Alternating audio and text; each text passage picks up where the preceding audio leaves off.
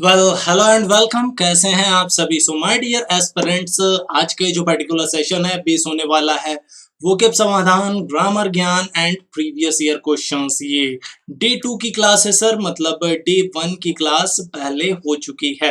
अगर आपने वो क्लास नहीं देखी है तो तुरंत देखिए जाके। ये पूरी सीरीज होने वाली है सर, समझिएगा इस चीज को। ये पूरी एक सीरीज पे हम डिस्कस करने वाले हैं, जैसे कि वोकेब, ग्रामर और प्रैक्टिस, सारा का सारा कॉम्बो आपको एक पर्टिकुलर सेशन के अंदर मिल जाए।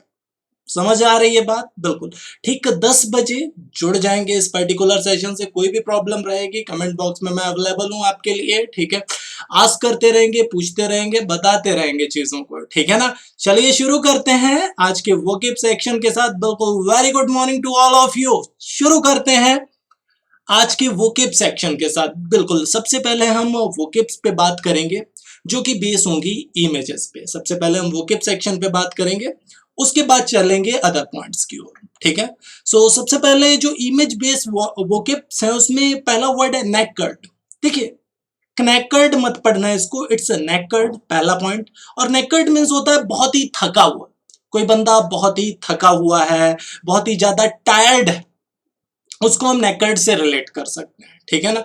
द हिंदू न्यूज़पेपर में आई हुई है आपकी वोकेब, ठीक है ना। सो नेकर्ड मीन्स क्या हो गया? कोई बंदा थका हुआ है, कोई बंदा टायर्ड है, उसको आप नेकर्ड से रिलेट कर सकते हैं, ठीक है। अब अगर मैं बात करूं इस पर्टिकुलर वर्ड की, पस्त, थक के चूर होना, दैट इज नेकर्ड। अब देखिए इसके जो सेनोनिम्स एग्जाम में मिले वो क्या मिले? एक तो आपका हैंकर्ड हो गया, हैंकर्ड वर्ड इसका सेनोनिम हो गया। बिकर्ड, बिकर्ड वर्ड भी इसका सेनोनिम है। नॉक्ड भी सेनोनिम है। टायर्ड तो आप समझ ही सकते हैं कि सेनोनिम है ही इसका, ठीक है। सो ये सारे के सारे रिलेट करते हैं किसको? कोई बंदा बहुत ही ज्यादा थका हुआ है, बहुत ही ज्यादा थक के चूर हो गया है, परेशान हो गया है थकान की वजह से, और बेड को देख रहा है कि अब तो भाई सो ही जाना है, ठीक है ना। That is naked. अगर मैं एंटोनिम की बात करूं तो फ्रेश हो गया, फिक्स्ड हो गया, that are the antonym of this particular word, ठीक है ना। चले नेक्स्ट पॉइंट की ओर। ये वर्ड क्लियर है सबको? हम सब करके एक बार बता देंगे। Yes, okay. So the very next one is, अगला वर्ड है, देखिए अगला आपका ईडियम है, बाइट द बुलेट। अब बाइट द बुलेट का एक्चुअल मीनिंग क्या हुआ? If I am saying bite the bullet मतलब व्हाट?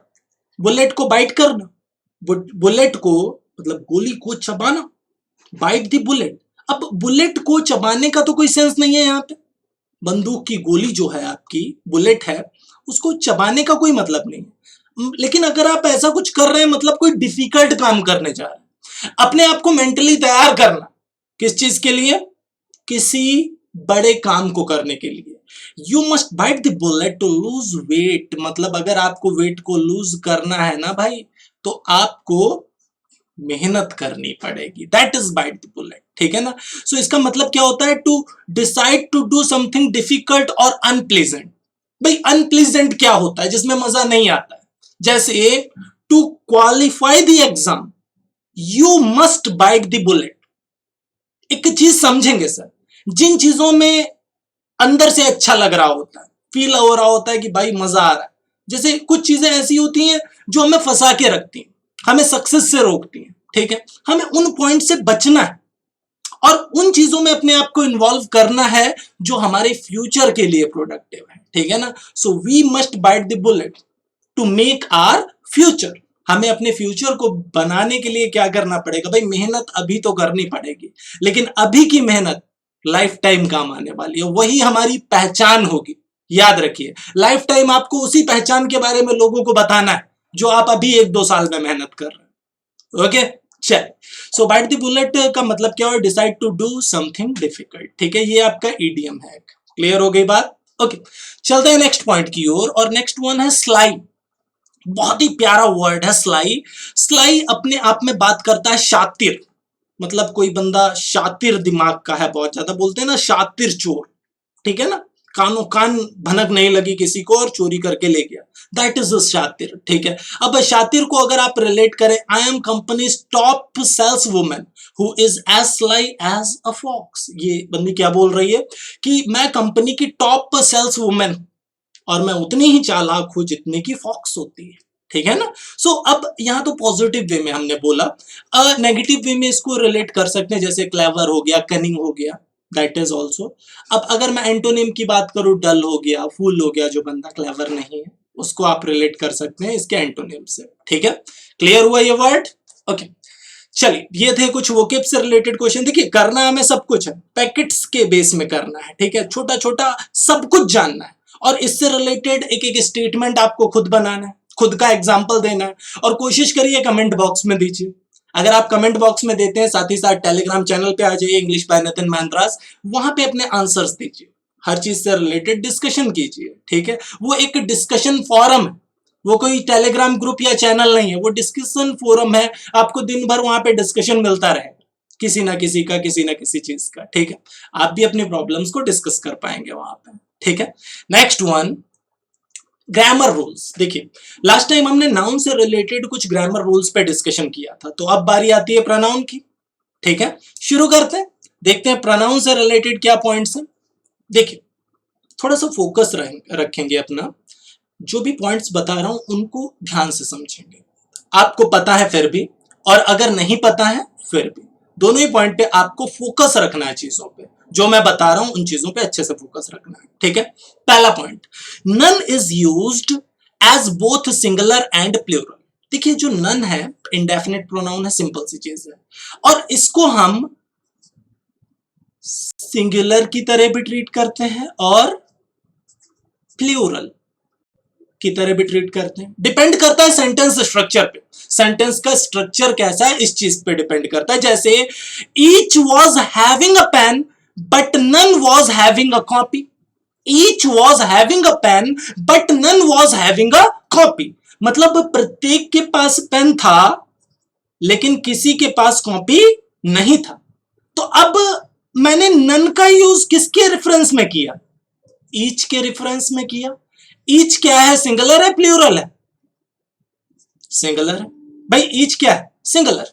अगर ईच सिंगुलर है तो नन भी क्या हो गया, सिंगुलर हो गया, और उसके साथ वॉज लगा दिया, सेंटेंस करेक्ट हो गया। लेकिन I get to see several people daily but none were seen today. I get to see several people daily but none were seen today. अब ध्यान से समझिएगा इस चीज को। I get to see several people daily. Daily मैं कई लोगों को देखता हूं लेकिन आज मैंने किसी को नहीं देखा। तो यहां पे ये नन किसके लिए यूज हुआ है, ध्यान से समझिएगा। रेफरेंस किसका मिल रहा है? सेवरल पीपल का। सेवरल पीपल सिंगुलर है या प्लूरल है? प्लूरल है, तो नन भी क्या हो गया, प्लूरल हो गया, और इसके साथ वर्ब कैसी आ गई, प्लूरल आ गई। भावनाएं क्लियर हुई, समझ में आई चीजें? सो लॉजिकली समझना, नन का यूज अगर सिंगुलर के लिए होगा तो वो सिंगुलर की तरह ट्रीट होगा, और अगर प्लूरल के लिए होगा तो वो प्लूरल की तरह ट्रीट होगा। डिपेंड करता है सेंटेंस स्ट्रक्चर और रेफरेंस पे, ठीक है ना।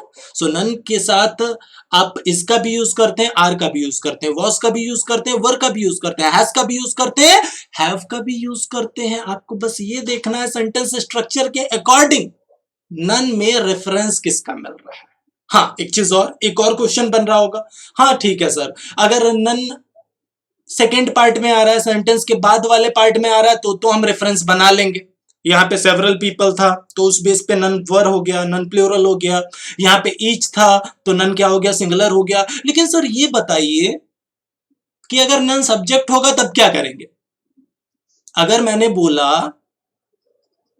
नन इज या आर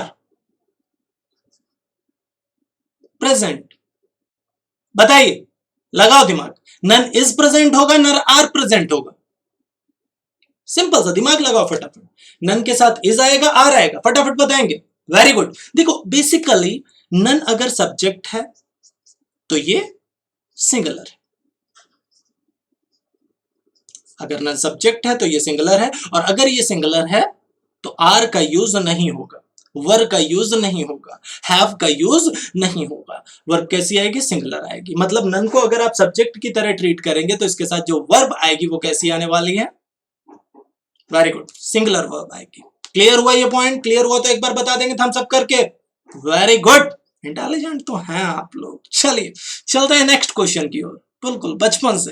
ओके, नेक्स्ट क्वेश्चन आपके सामने है इंडेफिनिट प्रोनाउंस। देखिए इंडेफिनेट प्रोनाउंस कैसे होते हैं, जैसे जैसे किसी डेफिनेट बंदे का पता नहीं चलता, each every some any no, ये सब क्या है, indefinite pronouns. The masculine gender should be preferred in case of an indefinite pronoun. अगर कोई भी इंडेफिनेट प्रोनाउन है तो उस केस में आपको क्या करना है, मैस्कुलिन जेंडर को प्रेफरेंस देना है, ना कि फेमिनिन जेंडर को, ठीक है ना। जैसे अगर मैंने बोला each is free to do whatever she wants, each is free to do whatever she wants, गलत हो गया, each is free to do whatever he wants। इस चीज को बहुत अच्छे से दिमाग में बिठा के रखेंगे कि जब भी इंडेफिनेट प्रोनाउंस की बात होगी, जब भी इंडेफिनेट प्रोनाउन की बात होगी, मतलब जहां पे जेंडर डिफाइन नहीं होगा, सिंपल सी चीज है। इंडेफिनेट प्रोनाउन है तो समवन, एनीवन, नोवन, क्या जेंडर डिफाइन है, यहाँ पे कोई जेंडर डिफाइन नहीं है। मतलब क्या आपको प्रेफरेंस हमेशा कैसे देना है, मैस्कुलिन जेंडर को देना है। शी नहीं होगा, ही होगा, हर नहीं होगा, हिज होगा। देखिए ऑब्जेक्टिव केस भी हो सकता है, सिंपल सी चीज है, ठीक है। तो और पॉजिटिव केस भी हो सकता है, ठीक है। तो हर नहीं होगा, साथ ही साथ हिम का यूज करेंगे। देखिए अगर ऑब्जेक्टिव केस होगा तो हिम आएगा, पॉजिटिव केस आएगा तो हिज आएगा, ना कि हर आएगा। भाई हर का यूज तो आप पॉजिटिव केस में भी करते हैं, हर पेन भी बोलते हैं, और हर ऑब्जेक्टिव केस में भी यूज होता है। हाँ अगर पॉजिटिव प्रोनाउन की बात करूंगा तो हर्स हो जाता है, ठीक है ना। This is not belong to hers, कुछ ऐसे आप बोल सकते हैं। तो हर्स जो होता है HER एस लगा देते हैं, ये पॉजिटिव प्रोनाउन होता है। और हर जो है ये ऑब्जेक्टिव केस भी है प्रोनाउन का, और पॉजिटिव एडजेक्टिव भी है, सॉरी हाँ पॉजिटिव वो प्रोनाउन हो गया आपका, ये पॉजिटिव एडजेक्टिव भी है और पॉजिटिव प्रोनाउन भी है, ठीक है। सो जैसे देयर, पॉजिटिव देयर अपने आप में क्या है, ध्यान से समझिएगा यहाँ पे, देयर अपने आप में क्या है, पॉजिटिव प्रोनाउन एडजेक्टिव। देयर क्या है, अगर मैंने बोला देयर पेन, देयर पेन अगर मैंने बोला तो देयर क्या है, एडजेक्टिव है, क्योंकि देयर क्वालिफाई कर रहा है किसको, पेन को। लेकिन अगर मैंने देयर्स बोल दिया तो ये क्या हो जाएगा, पॉजिटिव प्रोनाउन हो जाएगा। ध्यान से समझना, अधिकार को दिखाने वाला प्रोनाउन हो जाएगा, और देयर्स के बाद कभी आगे पेन नहीं आएगा। समझ में आ गई बात। तो पॉजिटिव प्रोनाउन और एडजेक्टिव में डिफरेंस समझ में आ गया। यस, जनरली जितने भी पॉजिटिव प्रोनाउन होते हैं, हर्स, देयर्स, आर्स, योर्स, जितने भी पॉजिटिव प्रोनाउंस होते हैं, अधिकार को दिखाने वाले प्रोनाउन होते हैं, उनके बाद उनसे रिलेटेड ऑब्जेक्ट नहीं आता। जैसे अगर मैंने बोला दिस इज योर हाउस, ध्यान से समझना, अगर मैंने बोला दिस इज योर हाउस, अब इसको ऐसे भी बोल सकते हैं, दिस हाउस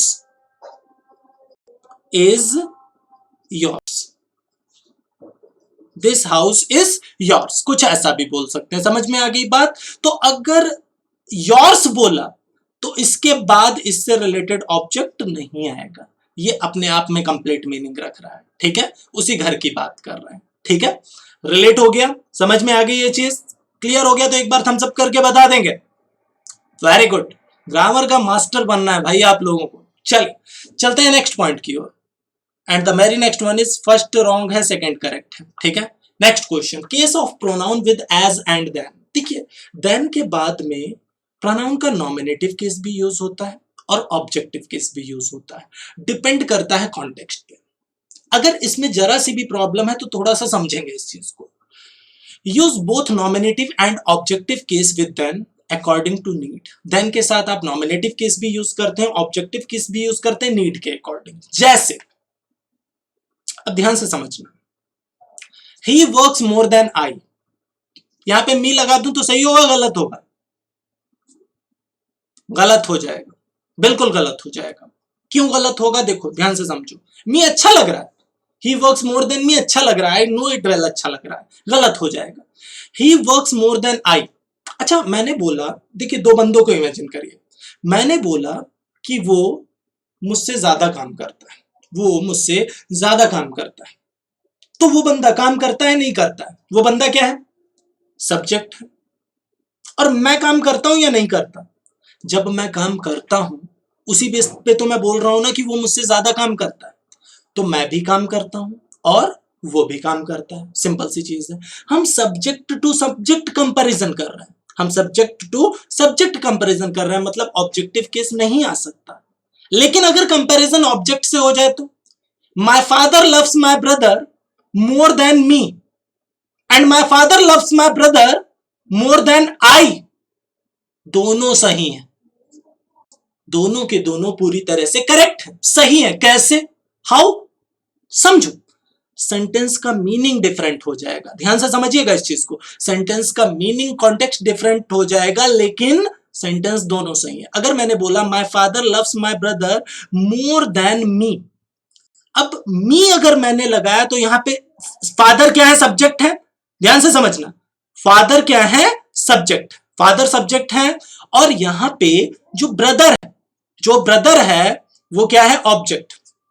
ब्रदर आपका ऑब्जेक्ट हो गया, फादर हो गए सब्जेक्ट, और मी भी क्या हो गया? ऑब्जेक्ट हो गया। मतलब प्यार करने वाले कौन? मेरे फादर, मतलब मेरे पापा मेरे भाई से ज्यादा प्यार करते हैं, मुझसे कम प्यार करते हैं, तो मैं और मेरा भाई दोनों क्या हो गए? ऑब्जेक्ट हो गए। लेकिन दूसरा सेंटेंस देखिए, my father loves my brother more than I, जैसे ही मैंने देन के बाद आई लिखा, अब आई का रेफरेंस मिला किससे? फादर से, मतलब मेरे पापा मेरे भाई से ज्यादा प्यार करते हैं, मैं अपने भाई से उतना प्यार नहीं करता। समझ में आई बात? अब हम दोनों सब्जेक्ट हो गए, मैं भी सब्जेक्ट, मेरे फादर भी सब्जेक्ट।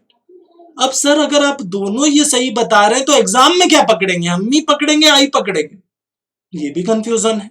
तो भाई ऐसे क्वेश्चन आपको फिलर्स में मिलेंगे। थ्री ऑप्शन अगर नॉमिनेटिव केस में होगा तो एक ऑब्जेक्टिव होगा, और थ्री ऑब्जेक्टिव होगा तो एक नॉमिनेटिव होगा। जो सिंगल ऑप्शन होगा वो आपको पकड़ना पड़ेगा। दूसरी चीज, इसमें मैंने कहा आई ही आएगा। क्यों आएगा आई? ध्यान से समझना इस चीज को, इसमें आई क्यों आएगा? आखिर रीजन क्या है इसका आई आने का? क्योंकि देन के पहले यहां पे कोई ऑब्जेक्ट है ही नहीं। यहां पे तो भाई माय ब्रदर ऑब्जेक्ट था, यहां पे माय ब्रदर ऑब्जेक्ट था तो आपने कंपैरिजन किया, लेकिन यहां पे देन के पहले कोई ऑब्जेक्ट है ही नहीं, और जब ऑब्जेक्ट है ही नहीं तो ऑब्जेक्ट का कोई सीन ही नहीं है। कंपैरिजन किससे होगा? सब्जेक्ट से होगा। भावनाएं क्लियर हुई? Okay, very good. चलिए, सो ये पॉइंट क्लियर हो गया सबको। देन के साथ आई भी आता है, मी भी आता है, मतलब नॉमिनेटिव केस भी ऑब्जेक्टिव केस भी। डिपेंड इस पे करता है कि हम रिलेट किसको कर रहे हैं, सब्जेक्ट को रिलेट कर रहे हैं नॉमिनेटिव केस, ऑब्जेक्ट को रिलेट कर रहे हैं ऑब्जेक्टिव केस। क्लियर? यस और नो? Very good. चलते हैं नेक्स्ट पॉइंट की ओर। Personal pronoun should be of the same number, gender and person as the subject of which it stands. देखिए, जब भी हम पर्सनल प्रोनाउन की बात करेंगे तो एक चीज याद रखेंगे, आगे का जो नंबर जाएगा वो सेम जाएगा, पर्सन जाएगा सेम जाएगा, जेंडर भी सेम जाएगा। जैसे every student should respect there duty and should work accordingly. अच्छा, अगर मैंने एवरी स्टूडेंट की बात की, एवरी स्टूडेंट मतलब सिंगुलर। भाई जब भी हम ईच या एवरी का यूज करते हैं वो सिंगुलैरिटी को रिलेट करता है। So if I am saying every student, if I am saying every student, तो एवरी स्टूडेंट तो सिंगुलर है, और अगर ये सिंगुलर है तो भाई देयर का नहीं बल्कि हिज का यूज करेंगे। सेंटेंस क्या जाएगा? Every student should respect his duty and work accordingly. Clear हो गई बात? तो आगे का केस सेम रहेगा, जैसा हमारा सब्जेक्ट होगा उसी के अकॉर्डिंग उसके जो रिलेशन मिलेगा वो मिलेगा। क्लियर हो गई बात? ये तो बिल्कुल हलवा सी चीज थी, आई थिंक सबको क्लियर हो गई होगी। ठीक है, सो चलते हैं अब। बिल्कुल फर्स्ट रॉन्ग है और सेकंड करेक्ट। चलिए, error detection asked in previous year exams. Previous year exams में जो एरर डिटेक्शन आपके आए हुए हैं, चलिए चलते हैं उन पे। ठीक है, कुछ क्वेश्चंस आपने पहले भी किए हैं, कुछ पॉइंट्स आपने पहले भी देखे हैं उस पॉइंट उस टाइप के, कुछ और पॉइंट्स आपको नए मिलने वाले हैं। सो रेडी रहेंगे सारे पॉइंट्स के लिए? Are you ready guys? क्या हमारे सारे एस्पिरेंट्स तैयार हैं? Very good. चलिए शुरू करते हैं फर्स्ट क्वेश्चन के साथ। फर्स्ट क्वेश्चन आपके सामने देखिए और टिक करिए अपना answer and your time starts now.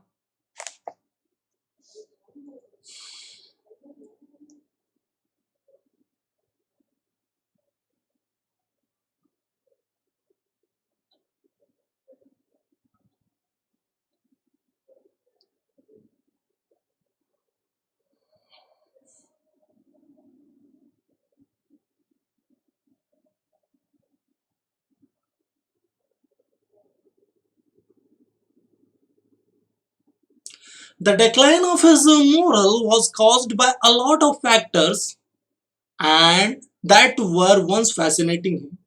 मतलब जो उसकी जो आदतें खराब हुई वो उसके लिए बहुत सारे फैक्टर्स हैं, जिन्होंने फैक्टर्स ने पहले उसे आकर्षित किया और अब क्या हुआ, उसकी जो नैतिकता है वो खत्म हो गई पूरी तरह से।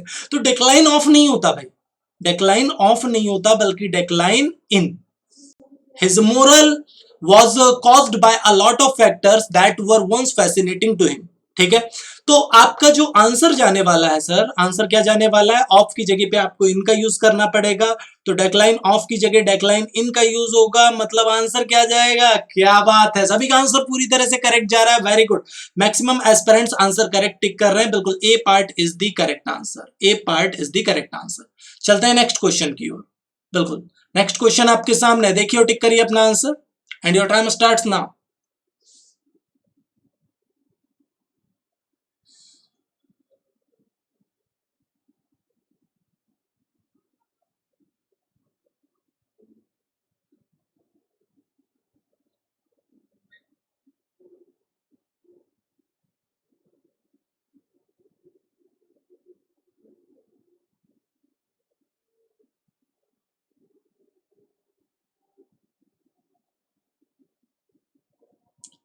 Okay, Simon took me to a hotel and ordered 2 cups of coffee, which the waiter bought in no time। मतलब साइमन मुझे होटल ले गया और वहां पे उसने 2 कप कॉफी ऑर्डर दी, जो बैटर तुरंत लेके आ गया, कुछ ऐसा।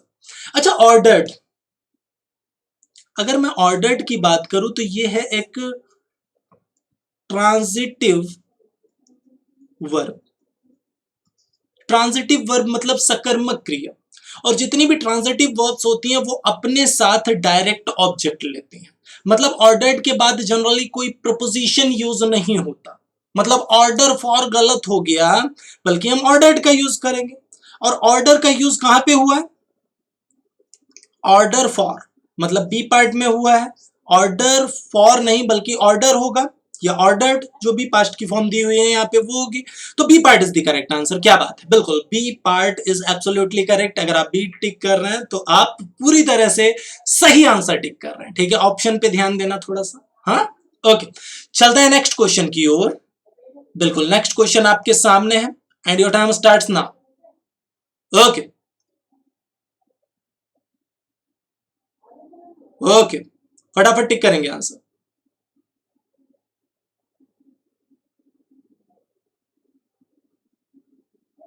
Okay, the student complained to the principal against the warden and the poor management of the hostel। देखिए सेंटेंस स्ट्रक्चर देखिए, आपको समझ आ जाएगा बीमारी क्या है, समझ रहे हैं। सेंटेंस स्ट्रक्चर को एक बार देख लीजिए, बीमारी आपको समझ आ जाएगी। देखिए सिंपल सी चीज समझिए, the student complain to the principal against the warden, मतलब वार्डन के अगेंस्ट में उन्होंने कंप्लेन किया। और यहां पे भी तो कोई प्रपोजिशन चाहिए ना, किसी चीज के बारे में किया ना, तो अबाउट हो गया, या ऑफ का यूज कर सकते हैं, वैसे अबाउट ज्यादा सही है, के बारे में के सेंस में। And about the poor management of the hostel, मतलब स्टूडेंट्स ने कंप्लेन किया किससे, प्रिंसिपल से। किसके अगेंस्ट में, वार्डन के अगेंस्ट में। किसके बारे में, पुअर मैनेजमेंट जो हॉस्टल था उसके बारे में, कुछ ऐसा। तो आपका जो आंसर जाएगा, बिल्कुल बिल्कुल बिल्कुल, जो पुअर मैनेजमेंट है उसके पहले हमें क्या यूज करना है, अबाउट का यूज करना है। मतलब सी पार्ट में ये पूरा पुअर मैनेजमेंट मिल रहा है, तो C part is the correct answer. अगर आप सी पार्ट टिक कर रहे हैं ना, तो नो डाउट आपका सिक्सर लग चुका है माय डियर एस्पिरेंट्स, बिल्कुल करेक्ट कर रहे हैं आप आंसर। चलते हैं नेक्स्ट क्वेश्चन की ओर और देखते हैं भाई अगला क्वेश्चन आखिर हमसे क्या कहना चाहता है। बिल्कुल नेक्स्ट क्वेश्चन आपके सामने, देखिए और टिक करिए अपना answer and your time starts now.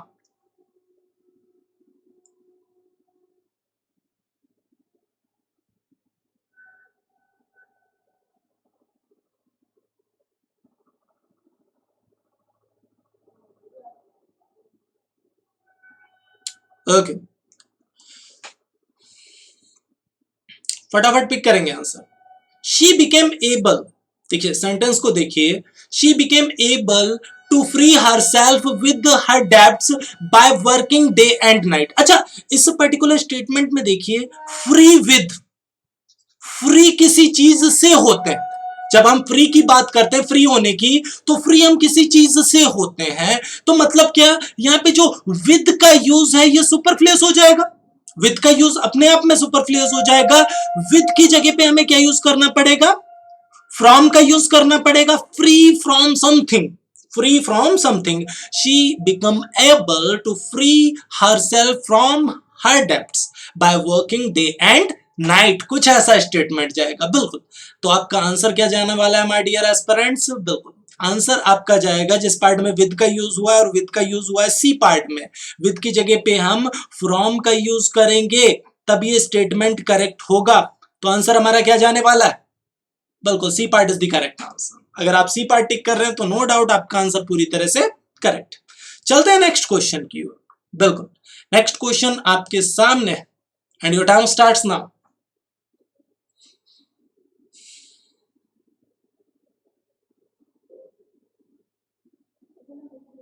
Okay,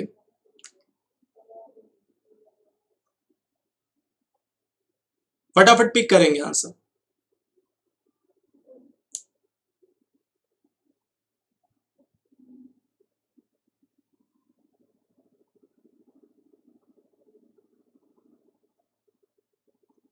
glimpse means होता है झलक, ग्लिम्स का मतलब क्या होता है, झलक।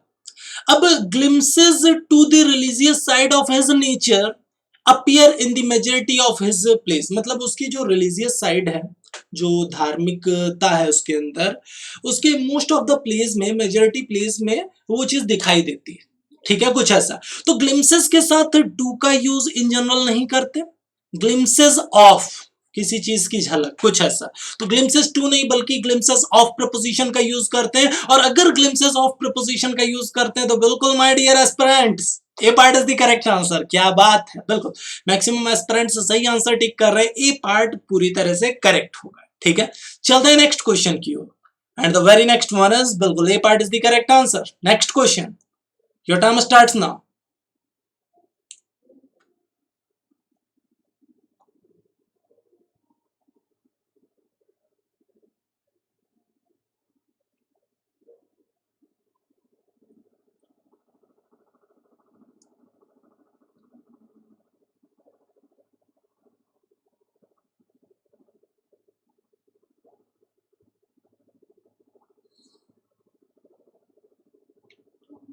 ओके, तो जो स्मगलर था yielded for the temptation, temptation means होता है वैसे प्रलोभन, प्रलोभन मतलब किसी को जो प्रलोभन दिया गया, लालच दिया गया।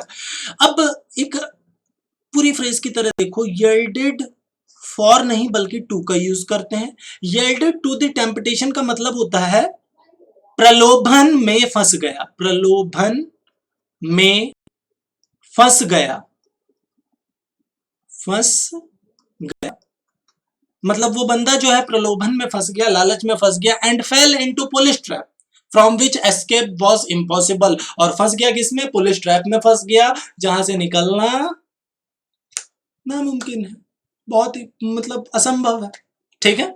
क्लियर हो गई बात। तो प्रॉब्लम किस पार्ट में थी, बिल्कुल फॉर की जगह पे टू का यूज करेंगे, और अगर फॉर की जगह पे टू का यूज करेंगे तो माय डियर एस्पिरेंट्स आंसर क्या जाएगा, क्या बात है, B part is the correct answer, बिल्कुल बी पार्ट पूरी तरह से करेक्ट है। चलते हैं नेक्स्ट क्वेश्चन की ओर। बिल्कुल नेक्स्ट क्वेश्चन आपके सामने है, देखिए और टिक करिए अपना answer and your time starts now.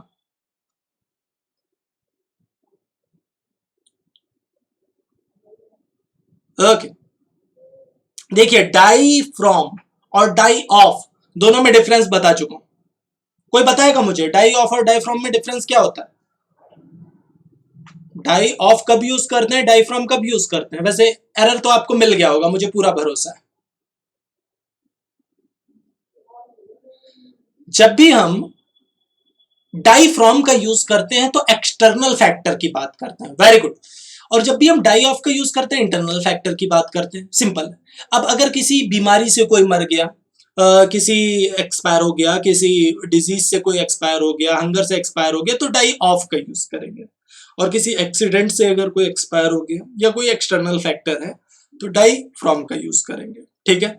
तो आपको यहाँ पे हंगर की बात हो रही है तो डाई फ्रॉम नहीं बल्कि डाई ऑफ का यूज करेंगे। Numerous people in India are dying of hunger but the government seems to be ignorant of this fact. मतलब सैकड़ों लोग, बहुत सारे लोग, असंख्य लोग जो हैं वो भूख से मर रहे हैं, लेकिन गवर्नमेंट जो है इसके लिए अज्ञान है, वो इस चीज पे ध्यान नहीं दे रही। कुछ ऐसा सेंटेंस कह रहा है ये, ठीक है। सो आपका जो आंसर जाएगा बिल्कुल डाई ऑफ की, फ्रॉम की जगह पे डाई ऑफ का यूज करेंगे। तो इसी के साथ जो आंसर जा रहा है, क्या बात है, बिल्कुल B part is the correct answer. B part पूरी तरह से करेक्ट है my dear aspirants, very good. चलते हैं नेक्स्ट क्वेश्चन की ओर। नेक्स्ट क्वेश्चन आपके सामने है, देखिए टिक करिए अपना answer and your time starts now.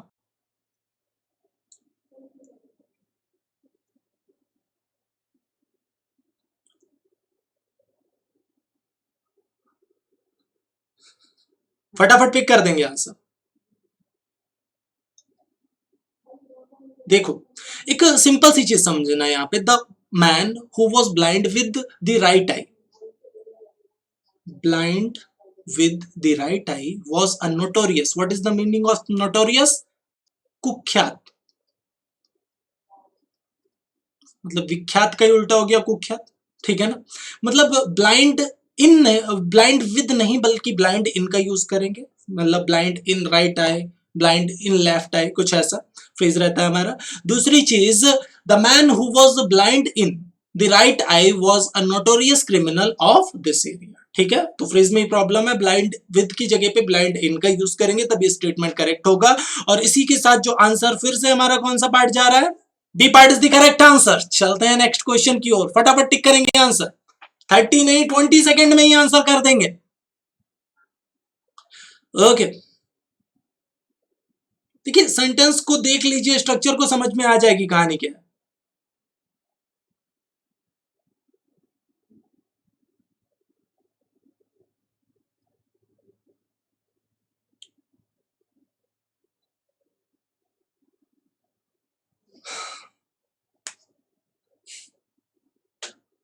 अच्छा एक नॉर्मल सी चीज बताइए, visited, I visited Lucknow, I visited Delhi, I visited Jaipur, कभी टू लगा हुआ देखा साथ में? विजिटेड अपने साथ डायरेक्ट ऑब्जेक्ट लेता, मतलब इसके साथ प्रपोजिशन की जरूरत ही नहीं होती। और अगर प्रपोजिशन की जरूरत नहीं होती तो ये टू तो सुपरफ्लुअस हो गया ना। During his tour to the north he visited not only Delhi but also Agra. During his tour to the north he visited not only Delhi but also Agra. तो आपका आंसर क्या जाएगा सर? बिल्कुल आंसर आपका जाएगा C part, of course C part is the correct answer. चलते हैं next question की ओर। नेक्स्ट क्वेश्चन आपके सामने, फटाफट टिक कर देंगे आंसर।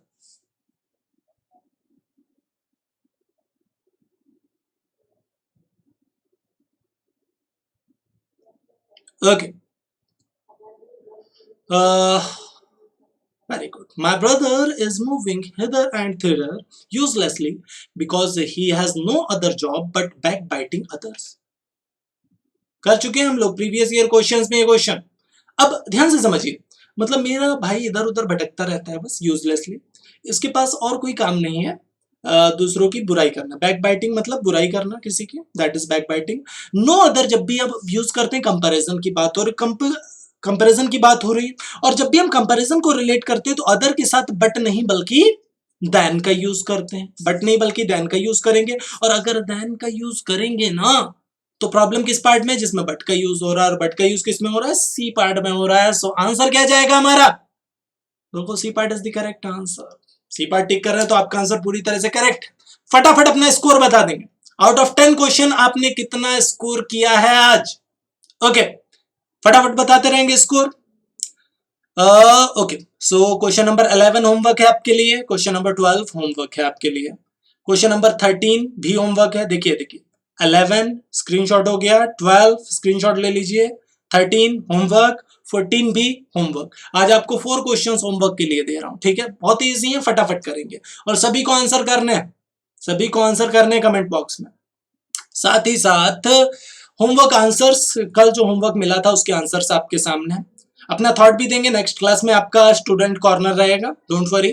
सो क्वेश्चन नंबर 11 का आंसर, क्वेश्चन नंबर 12 का आंसर। और दूसरी चीज, अगर आप टेलीग्राम चैनल से अभी तक नहीं जुड़े, बेसिकली सभी जुड़े हुए हैं यहाँ पे, ठीक है, अगर नहीं जुड़े हैं तो तुरंत जुड़ जाएंगे, ये सर्च कर लेंगे इंग्लिश बाय नितिन महंद्रास, या फिर इस पर्टिकुलर लिंक के थ्रू भी जुड़ सकते हैं। रेगुलर क्विज़ेस ज्वाइन करेंगे, प्रॉपर डिस्कशन करेंगे और खुद को इम्प्रूव करेंगे, ठीक है। इसी के साथ सेशन हो चुका है समाप्त। भाई अगर सेशन में मजा आया, कुछ भी नया सीखा, तो भाई सेशन को लाइक करिए, कमेंट करिए, शेयर करना बिल्कुल मत भूलिए। चैनल पे नए हैं तो सब्सक्राइब करिए। मिलते हैं आपसे नेक्स्ट थर्ड सेशन में, इसी सीरीज के थर्ड सेशन में, डे 3 में। तब तक के लिए अपना ख्याल रखिए, खुश रहिए। Thanks to all my aspirants.